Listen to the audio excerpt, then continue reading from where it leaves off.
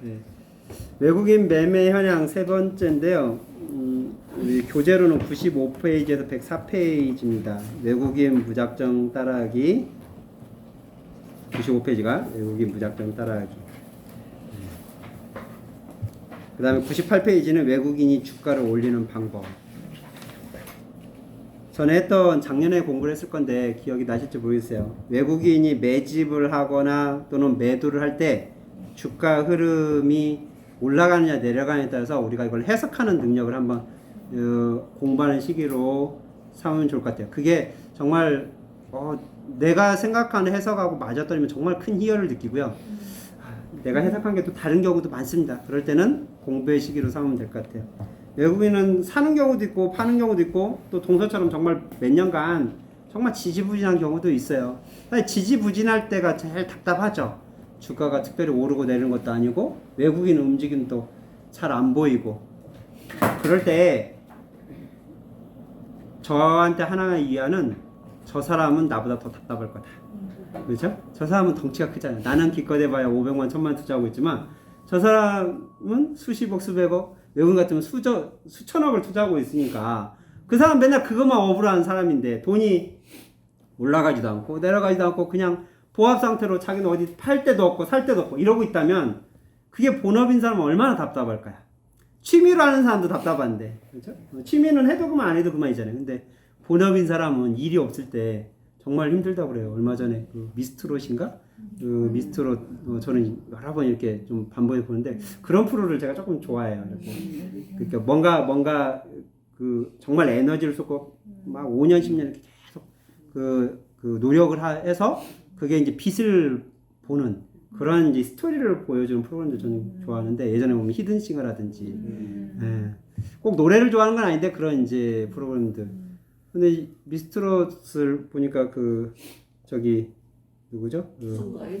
송가인도 있고 홍자 얘를 보니까 굉장히 꽤 오랫동안 무명 생활을 이렇게 거치면서 이 하나의 기회를 통해서 딱 그렇게 뭐죠? 스타로 올랐잖아요. 그래서 그게 우리 누구한테도 다 올 수 있다. 근데 저는 그 두 친구가 그냥 스타가 딱 됐다고 보진 않아요. 최소 8년에서 거의 10년 사이에 무명 활동을 하면서 굉장한 노력을 하지 않았을까. 근데 홍자가 그런 얘기를 하더라고, 인터뷰할 때. 너무너무 힘들었는데, 왜 힘들었냐면, 일이 없어서 너무너무 힘들었대요. 8년 동안. 생활고도 생활고지만 자기는 가수인데, 노래할 곳이 없어서, 막 골목에서 두 사람, 놓고 뭐 노래하고 그러더라고요. 그냥 좁은 골목, 농촌 골목에서. 그래서 그런 모습을 때 제 가슴이 짠했어요. 야, 일이 없다는 거. 이게 얼마나 힘든 일인가. 아마 지금 제일 힘든 건 우리보다도 돈이 많은 사람이 힘듭니다. 주가가 떨어져도 돈이 많은 사람이 많이 떨어지고요. 그죠? 또 그게 본업인 사람한테는 되게 불안할 거 아니에요. 불확실하고. 이재용이 왔다 갔다 하는 거 하나하나가 그 사람들한테는 민감하죠. 우리는 이재용이 왔다 갔다 하는지 뭐 크게 관심이 없거든요. 그렇죠?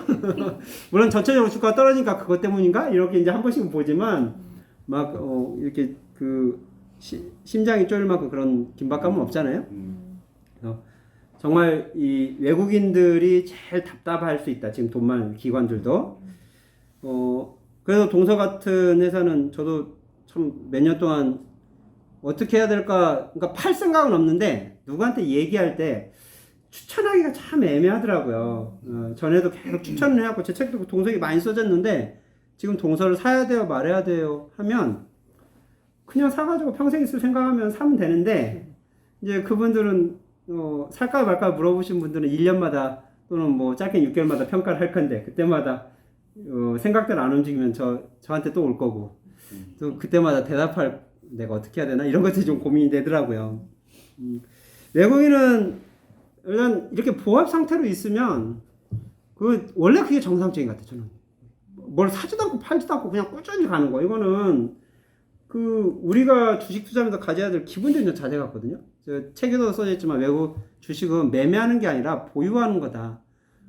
매매를 해야 되는 상황이라면 처음에 이미 투자할 때 뭔가 잘못한 거일 수 있어요. 내가 투자를 잘못했다든지 판단착오를 했든지 아니면 그 첫 번째 이유가 그걸 거고요. 또 내가 매매를 했다면 너무 갑자기 회사에 좀 문제가 생긴 거죠. 회사의 실적이 악화도 문제지만 주가가 갑자기 확 뛰는 것도 문제인 겁니다. 이 회사에 거품이 생긴다는 것은 내 스스로 심리적인 만족도는 있을 수 있어요. 주가가 갑자기 보니까 회사 실적도 별론데 주가가 막 2배 뛰었네? 만족스럽겠죠. 근데 그 거품이 결코 내 돈이 되지는 않아요. 그러니까 심리적인 그 박탈감은 더 클걸요? 내가 아예 처음부터 2만 원일 때 사갖고 2만 원이면 박탈감이 그렇게 별로 없습니다. 근데 2만 원이었다가 갑자기 그게 4만 5천 원 됐다가 2만 원 떨어지잖아요. 그럼 박탈감이 커요. 자꾸 옛날 생각 나는 거죠. 그렇죠? 자꾸 옛날 생각 나는 겁니다. 그러니까 그런 사람이 흔들려요. 근데 2만 원을 쭉 가면 흔들리지 않아요. 변동성이 있을 때 이제 흔들리거든요.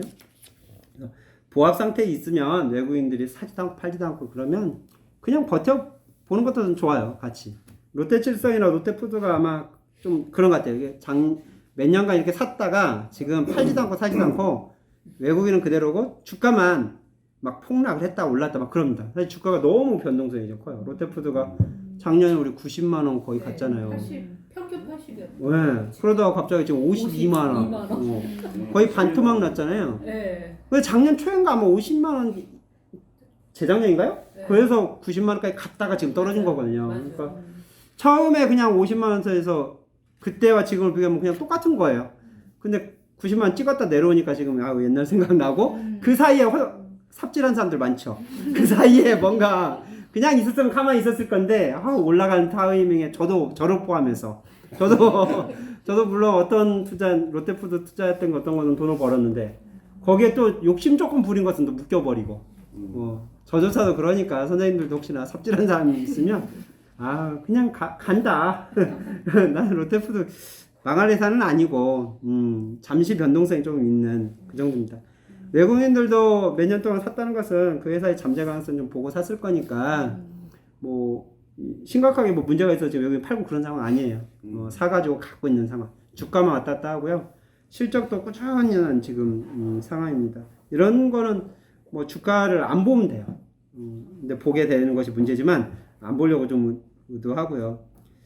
그다음 이제 외국인 이제 사거나 팔 때 우리가 이제 어떻게 해야 돼 그냥 외국인이 꾸준히 매집하거나 또 팔 때 매집하는 거는 좋은 신호긴 하죠. 외국인이 뭔가 관심이 있으니까 사가는 걸 건데 이때 주가 흐름이 같이 덩달아서 외국인 사면 주가가 갑자기 같이 뛰는 경우가 있고 또 주가가 보합 상태거나 그냥 떨어져 버리는 경우가 있고 사실 후자의 경우는 좋은 신호죠. 뭔가 사는데 주가가 떨어진다면 거기에 뭔가 조치를 하고 있는 겁니다. 내가 사고 싶은데 싸면 더 좋을 거 아니에요? 그건 저희도 그렇고 외국인도 그럴 겁니다. 롯데푸드를 사고 싶은 분은 지금 나는 갖고 있지 않아. 근데 사고 싶은 사람은 이게 그냥 아예 폭락을 해버리면 더 좋겠죠. 그렇죠? 빨리 40만 원대로 내려가, 30만 원대로 내려가라. 내가 산다. 기다리고 있다. 예. 외국인도 매집을 하는데 주가가 떨어지면 기분이 좋게 사고 있지 않을까요? 그러니까 그건 주가가 떨어져도 기분이 좋은 겁니다. 싸게 사서 갖고 있겠다는 거니까. 근데 사는데 주가가 이렇게 올라가는 경우는 좀 고민이 되죠. 사는데 계속 오르기 전에 가격이 보인단 말이에요. 나는 그 가격에 사고 싶은데 주가가 꾸준히 이렇게 올라갈 때 두 가지 판단을 하는 것 같아요. 더 오르기 전에 이제 살려고 딱 잡는 사람이 있고요. 아니면 잘못 판단 잡으면 끝물에 사는 경우도 많습니다. 작년 롯데푸드도 우리가 70만 원 정도에 사신 분도 있지만 이제 올라가는 추세에 이때 산 분도 있지만 몇 개월 후에 사신 분은 80만 원대 사신 분도 계세요. 이렇게 갑자기 이렇게 뛸 때 70만 원에 사신 분은 좀 그래도 좀 해피했을 건데 80만 원대 사신 분은 이러지도 못하고 저러지도 못했을 겁니다. 왜냐하면 기회가 별로 없는 거 80만 원 사신 분들은 자기 목표 수익 그래도 10% 20% 나야 되는데 그러면 한 90만 원 선에서 팔 타이밍을 잡아줘야 되는데 그 타이밍을 잡을 시간을 별로 안 줬죠. 근데 80만 원 정도에서는 꽤 이렇게 있었어요. 그러니까 70만 원 정도 사신 분들은 내가 10% 20% 남기고 팔 기회가 좀 있었죠. 그러니까 그분들은 좀 행복했을 수 있고요. 80만 원 사신 분은 타임을 그 며칠 안 있었기 때문에 90만 원 찍고 그러니까 한번 마음 먹을 때 아마 내려버리지 않았을까. 이제 나 팔아야지 할 때 내려버리지 않았을까. 네, 단기적으로 한 1년만 놓고 보면 그렇습니다. 그래서 우리가 매집을 할 때 주가가 이렇게 갑자기 이렇게 뛰는 경우 있어요. 이 갑자기 뛸 때는 글쎄요, 저는 단기적으로는 그런 거 저도 한번 이렇게 노리는 경우가 있는데 결과는 반반이더라고요. 좋을 때도 있고 안 좋을 때도 있고. 그래서 선생님들이 그렇게까지 할 필요는 있을까? 그렇지 않아도 좀 인내하고 참고 있다 보면은 좋은 기회들이 있는데 그런 타이밍까지 맞춰가지고 그걸 잡아서 오르기 직전에 사가지고 이만큼 올랐을 때 팔고 이런 전략은 저는 권하진 않아요. 그리고 주식의 본질에 맞지도 않고요.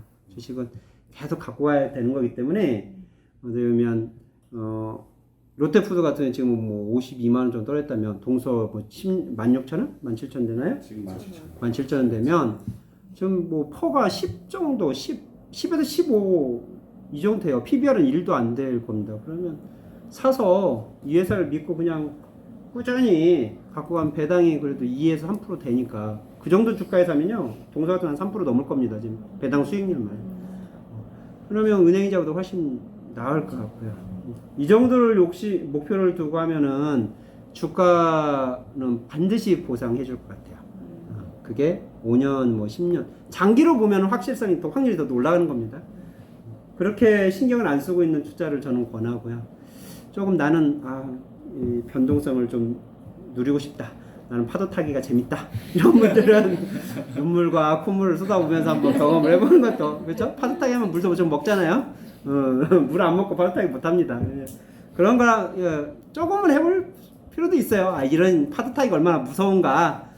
재밌기도 하지만 무서운가. 이것도 경험해보고 싶다면. 그다음에 이제 매도할 때 주가가 상승하는 경우도 있고 하락하는 경우도 있는데요. 매도하면서 외국인이 매도하면서 주가가 하락하면 조금 위험하죠. 불안하죠. 그런 종목까지 건드릴 필요는 없어요.